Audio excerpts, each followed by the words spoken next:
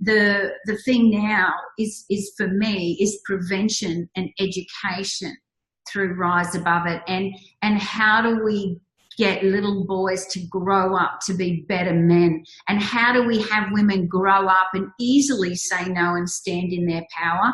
And that's, you know, that's what I just, you know, was interested in your take on how do you see, what do you believe that we could be doing to prevent this in the future? Wow. So that's such a big question. And when it comes to rape, it's always about power and control. Mm-hmm. So that my assumption is that men who rape at some level feel prevented in having the power and control in their everyday life that they feel they're supposed to have because they're a man, right? They're supposed to have they're supposed to be successful in certain ways, and they're supposed to command certain things from people. And if they feel that that's not happening the way it's in their everyday life, then the way they assert power and control is over people who are smaller and weaker than them, usually women. But that's an uninformed, pure guess based on my experience. I'm not sure what that is really about, and it's probably very different depending on the man and his issues and his trauma and where he comes from. But certainly, well, it is a weapon of war, isn't it? Absolutely, yeah. Terror. It's exactly that. It's a weapon of war used to terrorize, and spoils of the spoils to the winners. Where the women horrific.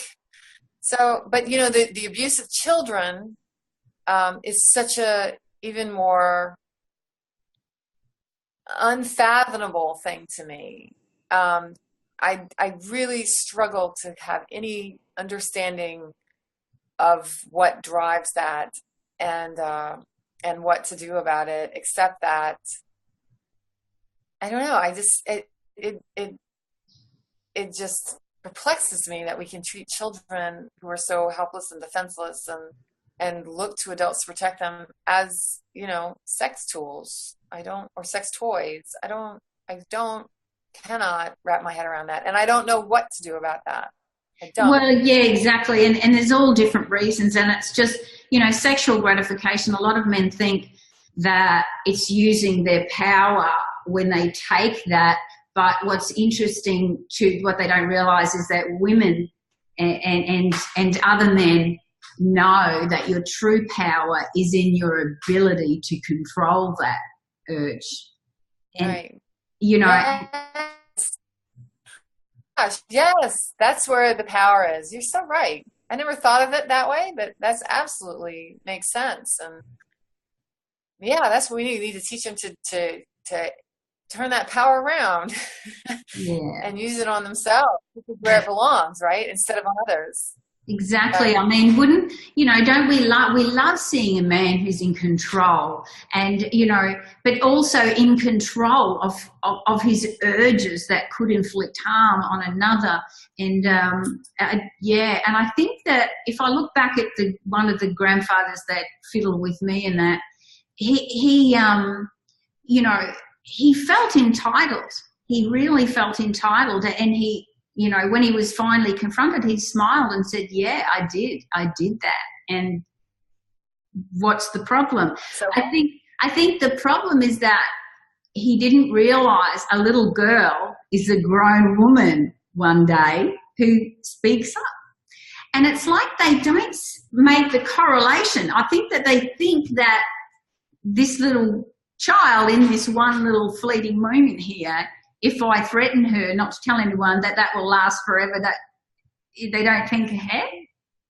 But then, yeah, I agree. And I think that's about immediate gratification and all the rationalizations about why it's okay and why I want this thing. I want this sexual gratification. And there's a little girl or a little boy and I can use them because I'm bigger than them. I can outsmart them. I can manipulate them. So what is that? What is that willingness to absolutely set aside the humanity of the child and completely just only focus on your own needs and why you're entitled to gratify them? I struggle to understand that.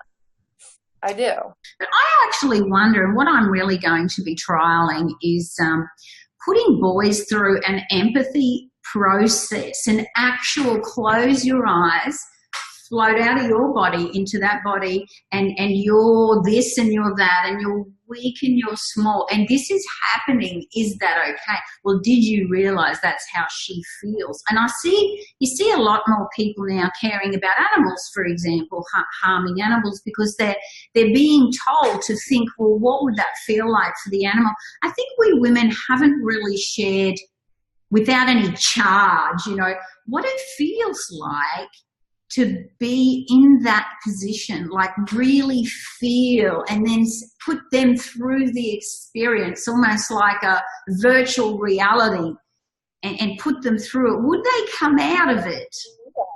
They can do that now through virtual reality. They can actually stimulate your brain so that you think that you can like be someone else.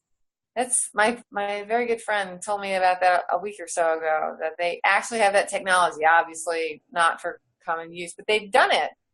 And I think what a great tool to teach empathy. And could you discover whether or not empathy is something you can teach, or some people just born without the ability to experience, to be empathetic? I think that a lot of people, are disconnected. That if they were willing to just go through that process. I know myself, I never understood what it was like, what grief was like. I would observe other people going through grief and I would go, wow, that must be sad. But until I lost somebody, I didn't fully relate. So I feel like unless rape happens to a man, he won't stop doing it. But instead of waiting for that to happen, what if we can do it in the mind kind of thing and put them through a virtual reality process, which that's what creatives and innovatrix, they're virtual realities, and that's how we get people to undo things. But yeah, what do you think? It's a fascinating idea. I think, what's really fascinating is that human individuals are so diverse. So I think in some men, if they could understand the harm they were doing, it might help. But other men who have been raped just become more angry and more violent.